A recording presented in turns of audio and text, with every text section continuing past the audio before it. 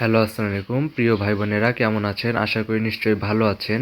ভিডিওটি শুরু করার আগে আপনাদের কাছে একটি রিকোয়েস্ট, চ্যানেলটিকে সাবস্ক্রাইব করে পাশেই থাকবেন। সরকারি চাকরি মানে লক্ষ লক্ষ টাকা বেতন এমনটি নয়। 11 থেকে 20তম গ্রেডের কর্মচারীদের চাকরি শুরুতে বেতন 8,250 টাকা দিয়ে শুরু হয়ে সব মিলিয়ে 15,000 টাকার মতো বেতন পায়। যাদের চাকরির বয়স 10 বছর তাদের বেতন ভাতা দিয়ে সব মিলিয়ে 20,000 থেকে 22,000 টাকা মাত্র। সরকারি চাকরিতে বেতন 2025। বিগত সরকারের আমলে সুযোগ সুবিধা কমেছে। হ্যাঁ, স্বাধীনতার পরবর্তী সময় হইতে 2009 সালের পে স্কেল পর্যন্ত একটি নির্দিষ্ট ধাপ পর্যন্ত ক্রমান্বয়ে বেতন বৃদ্ধির সুবিধা ছিল এবং পদোন্নতি না পেলেও টাইম স্কেল পাওয়া যেত।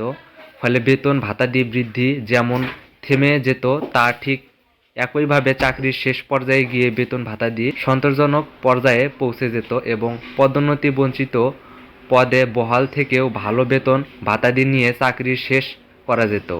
অষ্টম জাতীয় পে স্কেল 2015 জারি হওয়াতে শুধু দ্বিগুণ বেতন বৃদ্ধি পেয়েছে এমন স্লোগান ছাড়া নিম্ন গ্রেডের কর্মচারীগণ কিছুই পায়নি এবং বিভিন্ন সুযোগ সুবিধা সংকুচিত করে তাদের ঠকানো হয়েছে। মাথাপিছু স্বীকৃত আয়ের চেয়েও সরকারি বেতন কম। হ্যাঁ, রাষ্ট্রের কর্মচারী হিসেবে পরিবার নিয়ে ন্যূনতম মৌলিক চাহিদা পূরণ করতে পারছেন না। বাংলাদেশে বছরে মাথাপিছু বার্ষিক $2,784 সমপরিমাণ, অর্থাৎ 120 টাকা ডলার হিসেবে 3,34,080 টাকা। সেই হিসেবে 12 দিয়ে ভাগ করলে প্রতি মাসে সর্বনিম্ন বেতন 27,840 টাকা হওয়া উচিত।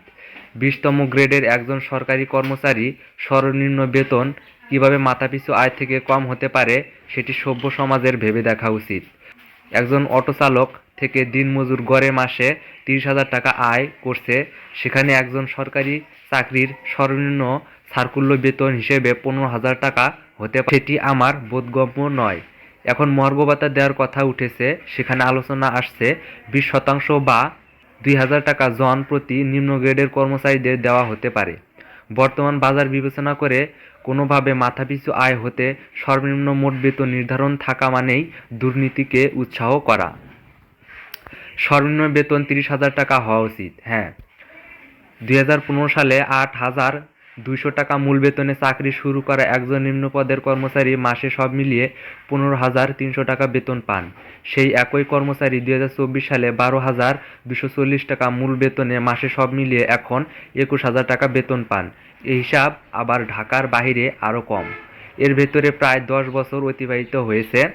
এ সময় বাজার মূল্য, ডিজেল, গ্যাস, বিদ্যুৎ মূল্য বৃদ্ধির তুলনা করলে এ কর্মচারীর বেতন কমে গেছে। মাথাপিছু আয় এবং বর্তমান বাজার পরিস্থিতি চিন্তা করে সর্বনিম্ন বেতন অবশ্যই 30,000 টাকা করা উচিত, যাতে নিম্ন গ্রেডের কর্মচারীগণ মৌলিক চাহিদা পূরণ করে সাধারণ দুর্নীতিমুক্ত জীবনযাপন করতে পারে। 3 জনের সংসারে এখন 25,000 টাকাও মাসে চলে না, আর সেখানে 15 থেকে 16,000 টাকা বেতনে কিভাবে চলে? পে স্কেল 2025 বাজার মূল্যের থেকে নিম্ন বেতন পেয়ে আমরা কোনো বেনজির মতিউর আবিদ মালেক হতে চাই না। এশিয়ার বাংলাদেশের সরকারি চাকরিজীবীদের বেতন সবচেয়ে কম। বড় বৈষম্যটা কোথায়? সে দেখলে বোঝা যায় বৈষম্যটা। কর্মকর্তাদের জন্য 12,500 থেকে 78,000 পর্যন্ত শুধুমাত্র মূল বেতনে 10তম থেকে 1তম গ্রেড প্রতি ধাপে প্রায় 20.24% বৃদ্ধি পেয়েছে। মূল বেতনে 20.04% বেতন প্রতি প্রমোশনে বৃদ্ধি পায়। গ্রেডে বেতন বৃদ্ধি 20%, এর অধিক হওয়ায় বার্ষিক 5% ইনক্রিমেন্ট বা যে কোনো প্রকার ফিক্সেশনের তাদের আর্থিক সুবিধায় বেশি হয়ে থাকে, ফলে তারা প্রমোশন অনুপ্রাণিত হন। অন্যদিকে কর্মচারীদের 11 থেকে 20 গ্রেডের পার্থক্য 2 থেকে 3% মাত্র।